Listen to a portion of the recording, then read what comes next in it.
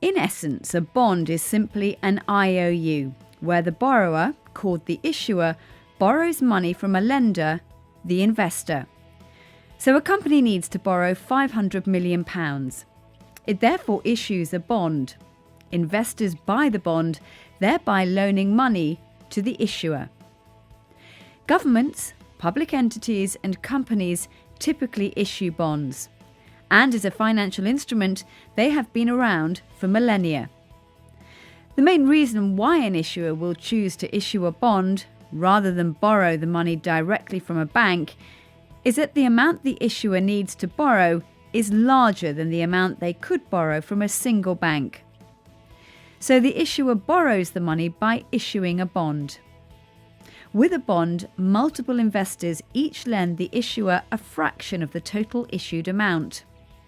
Also, for many large corporates, it makes sense to borrow directly from investors instead of a bank. It's both cheaper and more efficient. A key difference between an IOU between two individuals and a bond is that the bond is transferable and has some standardized definitions and terminologies. These enable the bond to be traded easily between investors after it's been issued. If you take out a mortgage, you pay interest to the bank on top of your loan amount. And borrowing money by issuing a bond also doesn't come free. The issuer will pay interest on the bond, also known as the coupon, at fixed intervals to the investor. Furthermore, a bond also has a date at which the amount borrowed will be paid back to the investor. This date is known as the maturity date. Many companies that issue bonds have also issued stocks, also known as shares. A key difference between stocks and bonds is that bonds are debt, whereas stocks are equity. The implications of this difference are as follows. As a bond investor, you become a creditor to the issuer.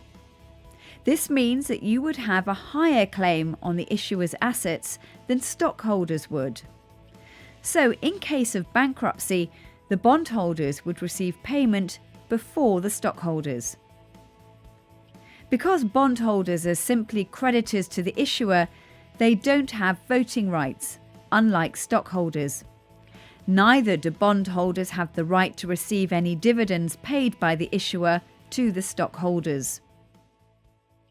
Bondholders are in a better position than the stockholders in case of bankruptcy, but they don't have the upside potential that stockholders have in the event that the issuer performs better than expected by the market. These include being able to sell the stock at a higher price than it was bought for and being able to receive dividends from the issuer. Even though bondholders are in a better position relative to stockholders, the price of a bond is also influenced by the creditworthiness of the issuer. If the creditworthiness of the issuer goes up, then the price of the issued bonds will, everything else being equal, also go up. If the creditworthiness goes down, the price will go down. We take a closer look at creditworthiness in another course. Several terms and definitions are commonly used in bond trading, so let's take a look at what the various terms actually mean. As we know, a bond is a debt investment in which an investor lends money to an entity that borrows the funds for a defined period of time at an interest rate paid at predefined intervals. So who issues them? The issuer is the entity that borrows the money by issuing a bond. Issuers are typically divided into categories that are defined by their governance structure.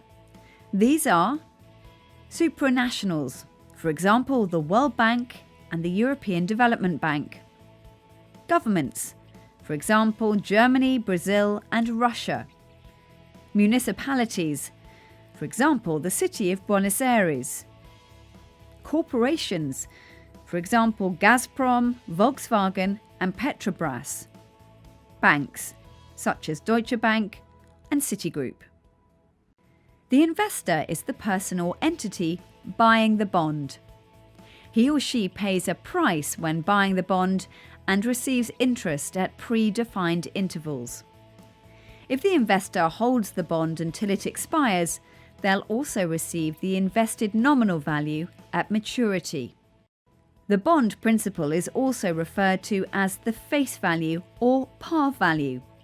It's the amount that the investor will get back when the bond matures.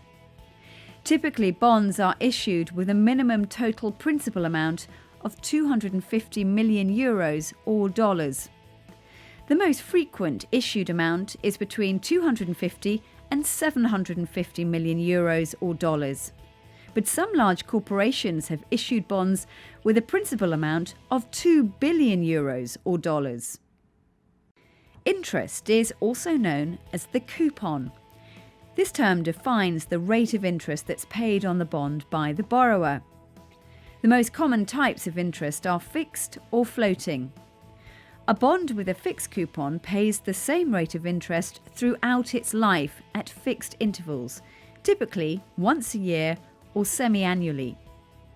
A bond with a floating coupon typically pays a fixed rate of interest that is on top of a benchmark interest rate. So, for example, the 3-month LIBOR rate. As a result, the coupon is set to be paid at predefined intervals, for example, every 3 or 6 months. The yield to maturity expresses the return that the investor gets on the bond investment if it's held to maturity. It's shown as a percentage.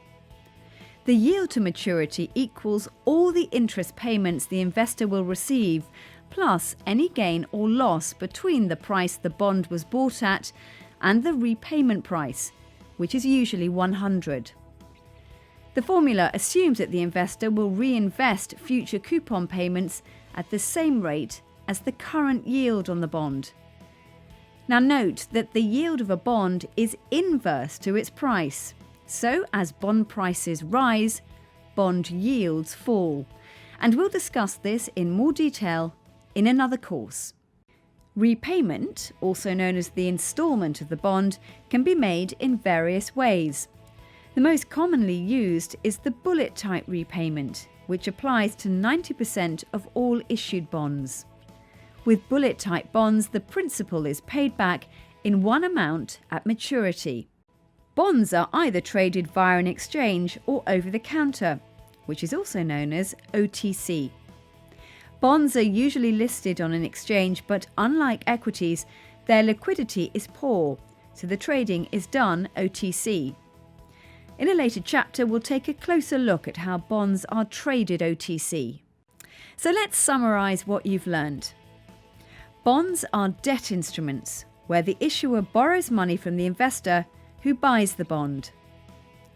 The issuer pays the investor interest, also known as a coupon, for borrowing the money. The coupon is typically paid annually or semi-annually and can be fixed for the entire life of the bond, or it can float, meaning that the amount of the coupon varies. There are various types of issuers, ranging from supranationals to corporations. The total amount of a bond issued is called the principal. In 90% of all cases, this is repaid in one amount at the maturity date in a bullet type repayment. The investor's return on the bond is termed the yield to maturity. It defines the total return in percentage terms that the investor earns on the investment if they hold it to maturity. Now, this is not to be confused with the interest or coupon paid on the bond. The coupon is the agreed interest paid at predefined intervals on the bond by the issuer.